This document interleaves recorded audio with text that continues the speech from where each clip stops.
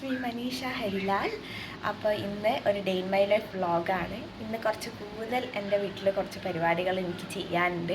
അപ്പോൾ അതൊക്കെ നിങ്ങൾക്ക് കാണിച്ചു തരാമല്ലോ, എൻ്റെ ഡേ ഇൻ മൈ ലൈഫിൽ ആഡ് ചെയ്യാമല്ലോ വിചാരിച്ചിട്ടാണ് ഇന്ന് വ്ളോഗ് എടുക്കാമെന്ന് വിചാരിച്ചത്.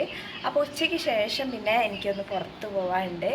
അപ്പോൾ ഞാൻ എൻ്റെ അമ്മേൻ്റെ കസിൻ്റെ വീട്ടിലേക്കാണ് പോകുന്നത്. ജൂബി എന്നാണ് ഏച്ചീൻ്റെ പേര്.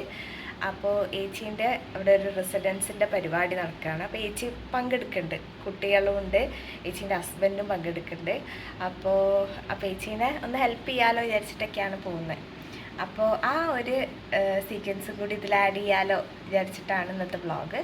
So let's get into the video.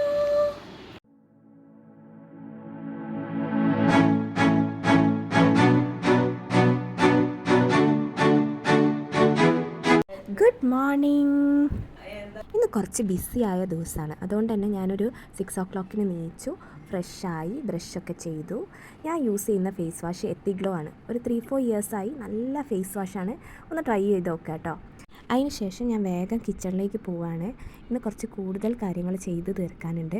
അതുകൊണ്ട് തന്നെ കുറച്ച് തിരക്കോടെയാണ് ഞാൻ എല്ലാ പണികളും തീർക്കുന്നത്. ആദ്യം തന്നെ വേഗം ചായ വെച്ചു. ഇന്ന് ഞാൻ ബ്രേക്ക്ഫാസ്റ്റിന് പുട്ടും ഗ്രീൻ പീസ് കറിയുമാണ് വിചാരിച്ചത്. അങ്ങനെ അതുണ്ടാക്കാൻ പുട്ട് നനച്ച് വെക്കുകയാണ്. ആദ്യം തന്നെ പുട്ട് നനച്ച് വെച്ച ശേഷം കുറച്ചൊരു 15 മിനിറ്റ് ശേഷമാണ് ഞാൻ കുഴയ്ക്കാറ്. അപ്പോൾ നല്ല സോഫ്റ്റ് ആയിട്ടുള്ള പുട്ട് കിട്ടുന്നതായിട്ട് എനിക്ക് ഫീൽ ചെയ്യാറുണ്ട്. പിന്നെ തേങ്ങ ഞാൻ രാവിലത്തെ ഐറ്റംസിനും ഉച്ചക്കത്തേനും ഒന്നിച്ചണ്ട് ചിരകി വെക്കും. പിന്നെ വേഗം പുട്ടിനുള്ളതാക്കി വെച്ചു. ചായ റെഡിയായി. പിന്നെ അപ്പോഴത്തേക്ക് രാവിലെ ആയി തുടങ്ങിയിട്ടോ. പിന്നെ പുട്ട് റെഡിയായി. ഗ്രീൻ പീസ് കറിക്കുള്ള പണി തുടങ്ങി. അങ്ങനെ ഉള്ളിയും പച്ചമുളകും ഇഞ്ചിയും വെളുത്തുള്ളിയൊക്കെ വഴറ്റിയിലേക്ക് ഗ്രീൻ പീസ് ഇട്ട് കുറച്ച് തേങ്ങാപ്പാലും കൂടി ചേർത്ത് കഴിഞ്ഞാൽ ഗ്രീൻ പീസ് കറി റെഡി. ഗ്രീൻ പീസ് 2-3 വിധം ഇവിടെ വെക്കാറുണ്ടെങ്കിലും ഇതാണ് എല്ലാവരും ഫേവറേറ്റ്. ഇന്ന് ഉച്ചയ്ക്ക് ഉപ്പേരി ഇടിച്ചക്കയാണ്, ലേക്ക് വെച്ച് കൊണ്ട് തന്നതാണ്. പിന്നെ അതിൻ്റെ കൂടെ ഇവർക്കെല്ലാവർക്കും ഇഷ്ടം തക്കാളി വറവിട്ടതാണ്. അതൊരു പുളിയുള്ള എന്തെങ്കിലും കഴിക്കണം എന്നാണ് എപ്പോഴും പറയുക. അപ്പോൾ അതുകൊണ്ട് തന്നെ തക്കാളി വറവിട്ടു. പിന്നെ ഉപ്പേരിൻ്റെ പണിയാട്ടോ, എല്ലാതും വഴറ്റി ഉള്ളിയും വെളുത്തുള്ളിയൊക്കെ ആഡ് ചെയ്യുമ്പോഴാണ് ഇടിച്ചക്കയ്ക്കൊരു ടേസ്റ്റ്. പിന്നെ മീൻ പൊരിച്ചു. ഇനി വീട്ടിലെ ബാക്കി കാര്യങ്ങളിലേക്ക് കിടക്കുകയാണ്. ഇതാണ് ഏറ്റവും എക്സോസ്റ്റഡ് ആയിട്ടുള്ള പണിയായിട്ട് എനിക്ക് ഫീൽ ചെയ്യാറ്.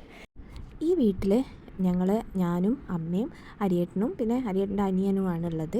അപ്പോൾ ഞങ്ങൾക്ക് കൂടുതൽ അങ്ങനെ വീട് വൃത്തികേടാവുക, കുറേ ഓർഗനൈസ്ഡ് അല്ലാതിരിക്കുക അങ്ങനെയൊന്നും ഉണ്ടാവാറില്ല. അതുകൊണ്ട് തന്നെ പണി കുറവാണ് കമ്പാരിറ്റീവ്ലി എൻ്റെ വീട്ടിൽ വെച്ച് നോക്കുമ്പോൾ. എൻ്റെ വീട്ടിൽ കുറച്ചുകൂടെ ഏറെ പണി ഉണ്ടാവാൻ കാരണം ക്യാൻഡി പിന്നെ കുറച്ച് പൂച്ചക്കുട്ടികളും ഉണ്ട്. അപ്പോൾ അതിൻ്റേതായിട്ടുള്ള ബുദ്ധിമുട്ടുണ്ടാവുമല്ലോ. ഞാൻ ഈ വീട്ടിലെ ഓരോ പണികളും ചെയ്യുമ്പോൾ ഞാൻ എപ്പോഴും മനസ്സിൽ ചിന്തിക്കുക എൻ്റെ അമ്മേനെയാണ്. കാരണം എൻ്റെ അമ്മ ഞങ്ങൾ കല്യാണം കഴിക്കുന്ന ആ ഒരു സമയം വരെ ഞങ്ങളെ കൂടുതലൊന്നും പണിയെടുപ്പിക്കാറില്ല. അത് വിചാരിച്ച് ഞങ്ങൾക്ക് പണി അറിയില്ല എന്നല്ല, ഞങ്ങൾക്ക് നല്ല രീതിയിൽ എല്ലാ കാര്യം മാനേജ് ചെയ്യാനറിയാം. പക്ഷേ അമ്മ ഒന്നിനും കമ്പൽ ചെയ്ത് പ്രഷറൈസ് ചെയ്ത് കല്യാണം കഴിക്കേണ്ടതല്ലേ, അതുകൊണ്ട് തന്നെ നിങ്ങൾ ഇന്ന കാര്യങ്ങൾ പഠിച്ചു പോകണം അങ്ങനത്തെ ഒരു പ്രഷറൈസിങ് മെൻറ്റാലിറ്റി എൻ്റെ പേരൻസിൻ്റെ ഇടയിൽ ഉണ്ടായിരുന്നില്ല. അതുകൊണ്ട് തന്നെ ഞാൻ കല്യാണം കഴിഞ്ഞ് ഈ വീട്ടിൽ വന്ന ശേഷം എനിക്കിവിടുത്തെ പണി ഭയങ്കര ഒരു ബേർഡനായിട്ട് ഫീൽ ചെയ്തിട്ടില്ല. പിന്നെ ഇവിടുത്തെ അമ്മയാണെങ്കിലും ഒരു കാര്യത്തിലും കമ്പൽ ചെയ്യുകയോ ഒരു കാര്യത്തിലും പ്രഷറൈസ് ചെയ്യുകയോ ഒന്നുമില്ല. അതുകൊണ്ട് തന്നെ നമുക്ക് നമ്മളെ ഒരു ഫുൾ ഫ്രീഡത്തിൽ നമുക്ക് വേണ്ട കാര്യങ്ങൾ നമുക്ക് വേണ്ട സമയത്ത് ഓർഗനൈസ് ചെയ്ത് നമ്മളെ രീതിയിൽ ചെയ്യാം. അതൊരു ഫ്രീഡം തന്നെയാണ്. And I feel so lucky for that. പണ്ട് എനിക്ക് കുക്കിംഗ് പറഞ്ഞ കാര്യം ഒട്ടും ഇഷ്ടമല്ലായിരുന്നു. എൻ്റെ അനിയത്തിക്കാണ് കുറച്ചുകൂടെ കുക്കിങ്ങിനോട് ഇഷ്ടം, കുറേ കാര്യങ്ങൾ പരീക്ഷിക്കുക, അതൊക്കെ ഭയങ്കര ഇഷ്ടമുള്ള ഒരാളായിരുന്നു മഞ്ജു. പക്ഷെ എനിക്ക് ഒട്ടും ഇഷ്ടമായിരുന്നില്ല. പക്ഷേ കല്യാണത്തിന് ശേഷം എനിക്ക് പെട്ടെന്ന് എയിമായിട്ടോ.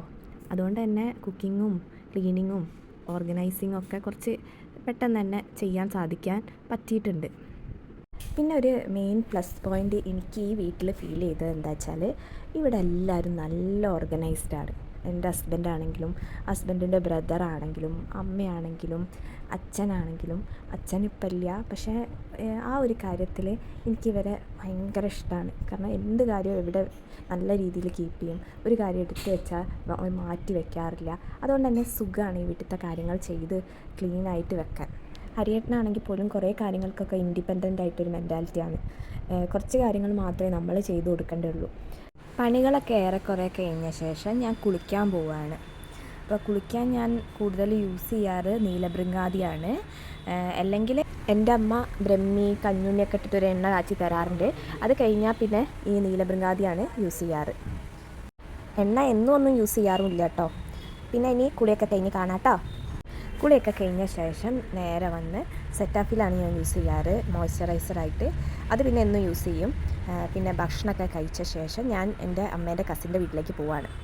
അപ്പോൾ ഏച്ചിയും ഏച്ചിൻ്റെ ഹസ്ബൻഡും മക്കളും ഇവിടെ ബിലാത്തിക്കുളമാണ് സ്റ്റേ ചെയ്യുന്നത്. അവരെ റെസിഡൻസിൻ്റെ പ്രോഗ്രാം നടക്കുകയാണ്. അപ്പോൾ ഇവരൊക്കെ പാർട്ടിസിപ്പേറ്റ് ചെയ്യുന്നുണ്ട്. അപ്പോൾ ഞങ്ങളെ പ്രോഗ്രാം കാണാനും ഏച്ചിക്കൊരു ഹെൽപ്പിനൊക്കെ വേണ്ടിയിട്ടാണ് ഞാൻ പോകുന്നത്. പ്രോഗ്രാമിൻ്റെ പ്രിപ്പറേഷൻസൊക്കെ കഴിഞ്ഞ ശേഷം ഞങ്ങൾ നേരെ പ്രോഗ്രാം നടക്കുന്ന സ്ഥലത്തേക്ക് പോകുന്ന വഴി ദോശക്കട കയറി.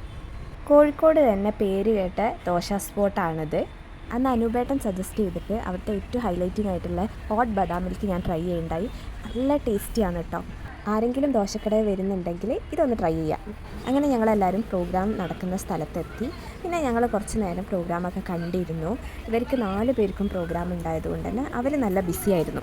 ഇനാഗ്രേഷന് ശേഷം പ്രോഗ്രാമൊക്കെ പെട്ടെന്ന് തന്നെ സ്റ്റാർട്ട് ചെയ്തു. ആദ്യം തന്നെ പ്രോഗ്രാം ഉണ്ടായത് ഞങ്ങൾ ആച്ചുവിൻ്റെയാണ്. ആച്ചു ഋഷ്യശൃംഖനായിട്ടാണ് ഇന്ന് പ്രത്യക്ഷപ്പെട്ടത്. ഋഷ്യശൃംഖന ഒരുക്കുന്ന സീനാണ് നിങ്ങൾ ഈ കാണുന്നത്. ഏച്ചീൻ്റെ 2 മക്കളാണ് ആച്ചുവും കുഞ്ഞും. അപ്പോൾ അവർ രണ്ടാളും ഞങ്ങളോട് ഭയങ്കര ക്ലോസ് ആണ്. എന്നോടാണെങ്കിലും ഹരിയേട്ടനോടാണെങ്കിലും ആ ഒരു സ്നേഹം എപ്പോഴും ഉണ്ട്, എത്ര ഗ്യാപ്പ് ഇട്ട് കണ്ടാലും. അപ്പോൾ അതുകൊണ്ട് തന്നെ ഞങ്ങൾക്ക് ഇവരെ പ്രോഗ്രാം കാണാനും വന്ന് അറ്റൻഡ് ചെയ്യാനും ഇവരെന്തെങ്കിലും കാര്യത്തിന് വിളിക്കുകയാണെങ്കിലൊക്കെ വരാനൊക്കെ ഭയങ്കര ഇൻട്രസ്റ്റഡ് ആണ്. ഞങ്ങൾ അമ്മേൻ്റെ കസിനാണെങ്കിൽ പോലും ഞങ്ങളൊരു ഏച്ചീനെ പോലെ തന്നെയാണ് ജൂബി ചേച്ചി. ഏട്ടനാണെങ്കിലും ഏച്ചിയാണെങ്കിലും നല്ല വൈബുള്ള ആൾക്കാരാണ്. അതുകൊണ്ട് തന്നെ ഞങ്ങൾ ഓരോ പരിപാടികളൊക്കെ ആയിട്ട് സെറ്റ് ചെയ്ത് ഞങ്ങളൊന്നിച്ച് മീറ്റ് ചെയ്യാറുമുണ്ട്. ആ സമയമൊക്കെ ഞങ്ങൾ നല്ല എൻജോയ് ചെയ്യാറുണ്ട്. നിങ്ങൾ ഈ കാണുന്നതും അവരുടെ പ്രോഗ്രാമിൻ്റെ ഓരോ വിഷ്വൽസാണ്. മെയിനായിട്ട് ഈ വിഷ്വൽസ് ഇങ്ങനെ ആഡ് ചെയ്യുന്നത് എന്താ വെച്ചാൽ കോപ്പിറൈറ്റ് വരുന്ന ഇഷ്യൂ കൊണ്ടാണ് സോങ് ആഡ് ചെയ്യാത്തത്.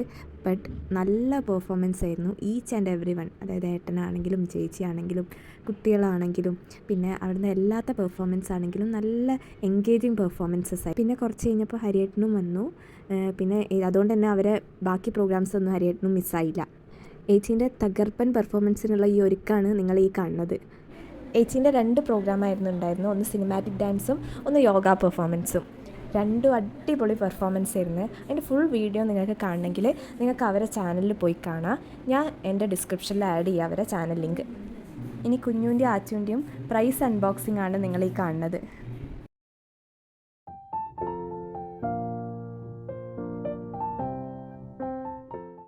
എല്ലാ പെർഫോമൻസും നല്ല എൻഗേജിങ് ആയിട്ടുള്ള പെർഫോമൻസ് ആയിരുന്നു. എല്ലാം കഴിഞ്ഞ ശേഷം ഞങ്ങൾക്ക് റെസിഡൻസിൻ്റെ വക ഫുഡ് ഉണ്ടായിരുന്നു. ഭക്ഷണമൊക്കെ കഴിച്ചു. നല്ല ഭക്ഷണമായിരുന്നു. അതിന് ശേഷം ഞങ്ങൾ വീട്ടിലേക്ക് തിരിച്ചു. അപ്പോൾ ഇനി ഒരു അടിപൊളി വ്ളോഗായിട്ട് വരുന്നവരെ ഓക്കെ ബൈ.